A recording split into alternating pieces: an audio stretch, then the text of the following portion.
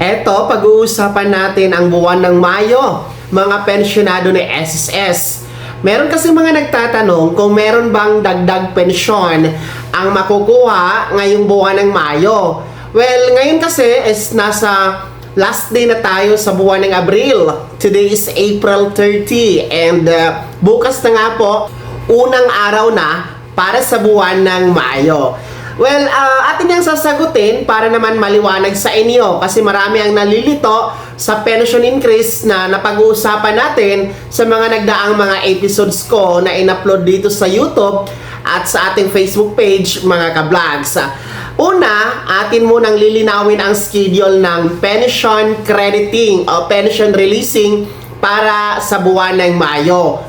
Una tayo sa mga unang batch, no, mga first batch na mga pensyonado na may date of contingency o araw ng kapanganakan, araw ng pagkamatay, araw ng pagkasakit o pagkabalda mula 1st to 15th day of the month.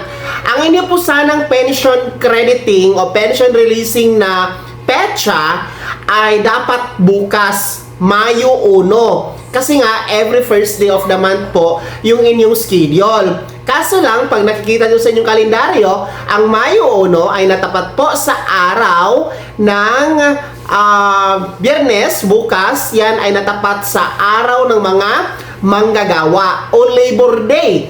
So, yan po ay National Regular Holiday, mga ka-vlogs. At ayon sa isang circular ni SSS, na kapag matapat sa weekend o matapat sa holiday ang isang original na petsa ng pension crediting, ito'y i-aatras sa pinaka-last working day ni SSS. At yan nga po ang mangyayari sa inyo, mga unang batch. Instead of bukas, atras tayo sa araw na ito, April 30, 2026. Kaya, sa araw na ito, April 30, ay advance po ang pension na matatanggap ng ating mga unang batch. Dapat na sa ATM card nyo na sa araw na ito dahil makikredit po ang inyong Mayo na pensyon, mga first batch. Well, dito tayo sa mga kabilang sa second batch. No? Kung sinasabi nating mga second batch, sila po yung mga merong date of contingency o araw ng kapanganakan, araw ng pagkamatay, araw ng pagkasakit o pagkabalda mula 16 to last day of the month. Well, ang inyo pong pension crediting ay dapat Mayo 16 kasi ang original na petsa ninyo every month ay every 16th day of the month. Kaso lang, titingnan nyo muli yung inyong kalendaryo. Ang Mayo 16 natapat sa araw ng Sabado. Uulitin ko, ayon sa isang circular ni SSS na kapag matapat sa holiday o di ka naman ay weekend, no? Sabado, Linggo, ang original na petsa ni SSS for pension crediting, ang mangyayari, aatras sa pinaka-last working day. Kaya instead of May 16, atras tayo sa May 15, araw po yan ng Biyernes. So advance din po kayo ng isang araw dahil nga weekend ang original na petsa, mga second batch. Well, kahit pa paano, no, pantay ang ating first and second batch na pariho na isang araw ang advance ng kanilang May pension crediting. Mas maaga kaysa inaasahan, kahit papano maaga din po magagamit ang inyong Mayo na pension para sa inyong pangangailangan, pambili ng pagkain, pambili ng gamot, no, pambayad ng mga bills at iba pa. Well, dito tayo sa mga nagtatanong kung meron bang pension increase sa buwan ng Mayo. Ang kasagutan, wala po, no? Wala po tayong pension increase para ngayong buwan ng Mayo. Gaya ngayon, April 30, pension crediting ng ating mga first batch, wala talagang pension increase na makukuha. Gayon din sa mga second batch, ngayong May 15, wala din po silang pension increase na makukuha. Kung ano lang talaga yung regular monthly pension amount, yun lang po ang makikredit sa inyong ATM card. Wala na talagang iba for this month of May, mga ka-vlogs.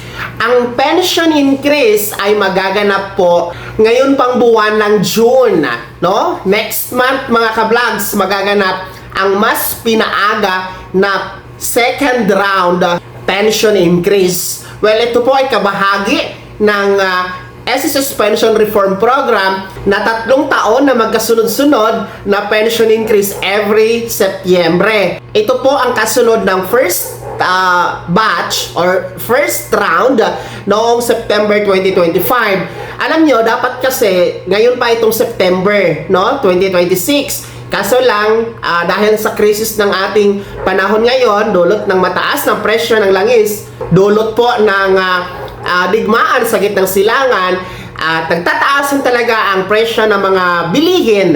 Nais ng SSS na ibigay po ang pension increase ng mas maaga. Kaya instead of September, ibibigay ito ngayong June 2026. Kahit pa paano, no, ay matugunan ni SSS kahit pa paano yung inyong mga pangangailangan, no, sa pamamagitan ng pagbibigay ng mas maaga sa second round pension increase. Yan po ay 10% pension increase para sa mga retiree and total disability pensioners, samantalang 5% pension increase para sa ating mga survivor pensioners. Kaya huwag kayong mag-alala kahit wala po tayong pension increase para ngayong buwan ng Mayo, ilang tulog na lang, ilang araw na lang, huwag kayong mag-alala dahil ang pension increase na second round under the Pension Reform Program magaganap na po sa buwan ng June. So, kunting tiis lang talaga mga ka-vlogs, no?